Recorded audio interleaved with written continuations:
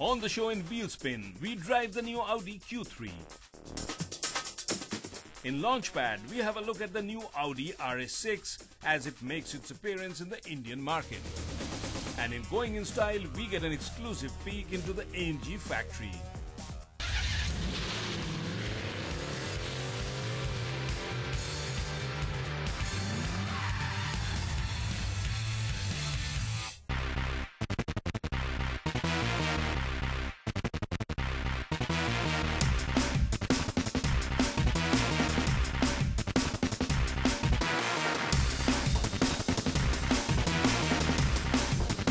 One thing that you have to admit about brand Audi is that they offer their customers plenty of style, and that is reflected right across their product range, including the car that I drive today, the Q3 in its latest iteration after she just got a facelift. Even as you unlock the car and you see the lights flash, you know the Q3 is really one stylish SUV. Now let's have a look as to what the changes are both inside as well as outside.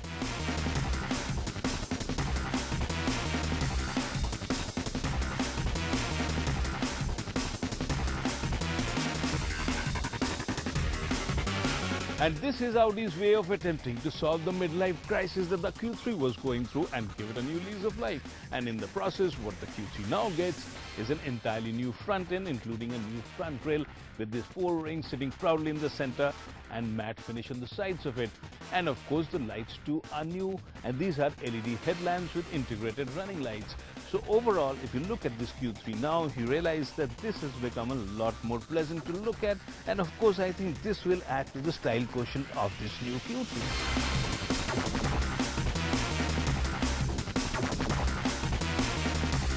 In fact, it is this three-dimensionally styled single-frame grille which really differentiates this new Q3 from the old one, as it makes the car look much bigger and wider than it really is.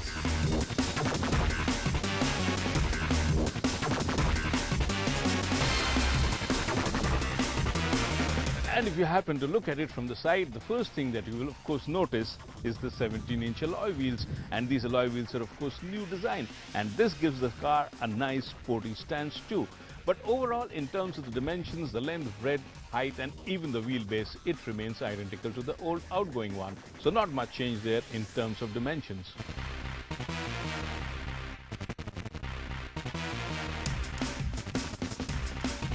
At a little over 4.3 meters and a wheelbase of 2.6 meters, the Q3 is as big or as small as any of your mid-size sedans. But it is the tall stance and the brilliant coupe-style design which makes the Q3 an attention grabber and makes it easily the best-looking SUV in the country in its category.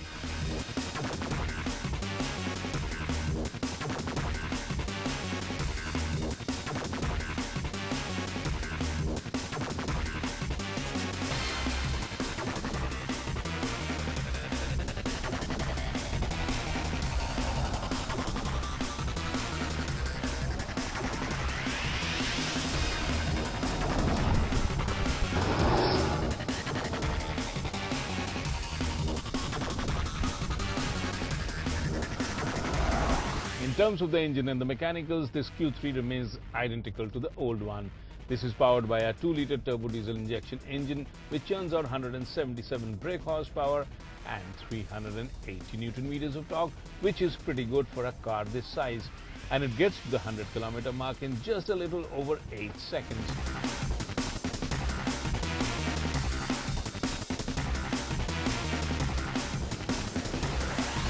The engine is mated to a standard 7-speed S-tronic Audi gearbox, which is pretty refined in terms of performance, and the gears slot in quite nicely. But what you additionally get in this Q3 is these paddle shifts, which will help you downshift or upshift much faster just to increase that sporty feel in that car. And also you get 3 driving modes, the dynamic, the auto and the comfort. And depending on your driving style or the mood you are in, you can choose either of them. But of course, it is the comfort which is meant for everyday driving.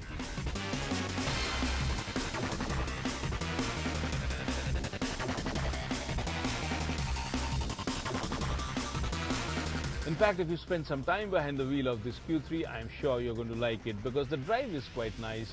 The engine is refined, the power comes in pretty linearly, there is no turbo lag in this, and of course the gears slot in very well. Overall the suspension is a little bit tight, but then that's not too bad if you compare it with the other SUVs around. In fact, what this slightly harder suspension setup does is give this car nice cornering abilities, and keep in mind this is an Audi, so you got to have the Quattro, and it is the Quattro which makes a big difference. Quattro of course means the permanent all-wheel drive, which means that depending on the need, the power is shifted from one wheel to another to ensure that this car grips the road very well, even on extreme cornering. And this is what makes this Q3 one of the best handling SUVs around.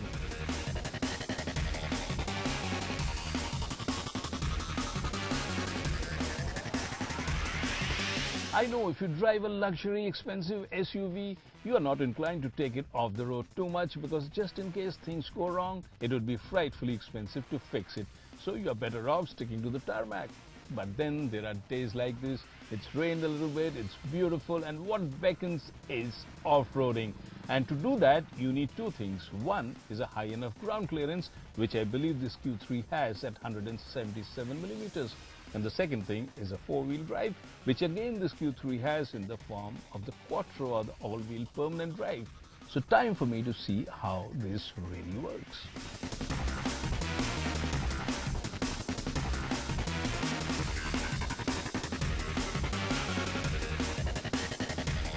A torquey engine ensures that you have adequate power when you drive off the tarmac.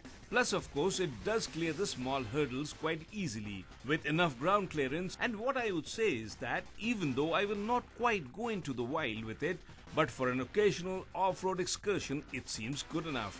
And of course for the regular bumps on our everyday driving, including the skyscraper high-speed breakers. And this is where the advantage of an SUV like this clearly shows itself.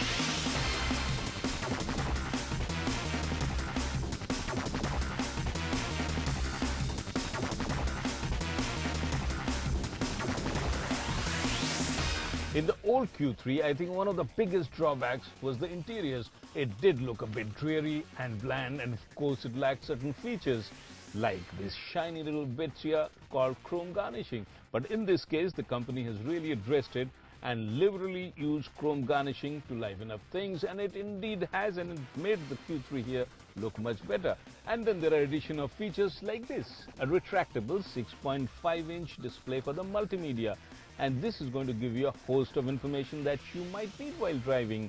I'm not much of an information junkie while at the wheels, but in case you are, it's bound to please you, because it's got features like voice activation, which means that if you do sync in your phone, you can call whoever you want. Pretty much a waste of time in my opinion if you're driving a nice car, but then it's up to you. The steering wheel here is adjustable for height, but not for reach, and the instrumentation here is well laid out, but nothing very funky, very basic, but at the same time it does give you all the information. And the seats are nice, well bolstered. I like the seating position, and these seats are of course power assisted, which means that you have power buttons all around to find the right adjustment. When you are at the wheels of this new Q3, you feel quite reassured because the seating position is quite high and it gives you a nice view of the surroundings, and when you are driving on the highway, you feel very confident. And while at the wheels, if you do need a breath of fresh air or some sunlight, then the company has given you the right option for that. This one comes with a nice panoramic sunroof, which at the touch of an electric button opens up and lets plenty of air and sunshine come into the cabin.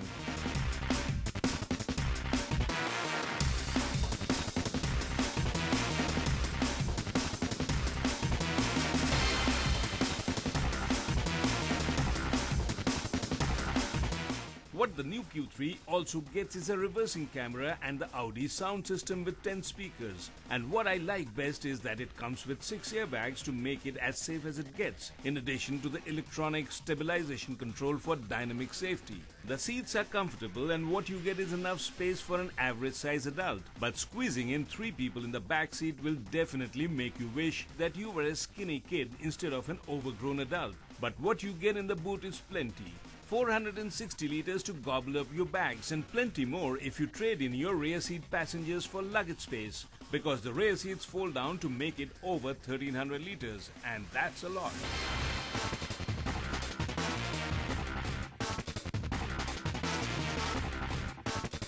If you keep in mind the fact that this Q3 hasn't gone through a generational change but only a facelift, then it will be much easier for you to live with these changes, because honestly the changes haven't been too many.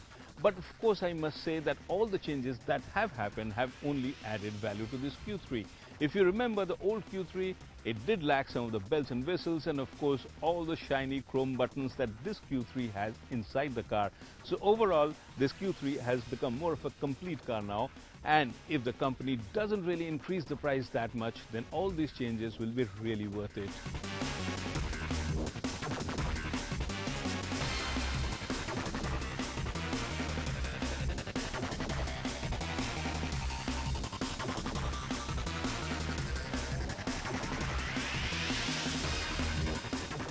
The Q3 will be launched later this month, so we don't have the exact prices, but chances are the price will go up as it does with all the facelifts, but hopefully not substantially. What you will get additionally is more trims and some new colors like the one we drive.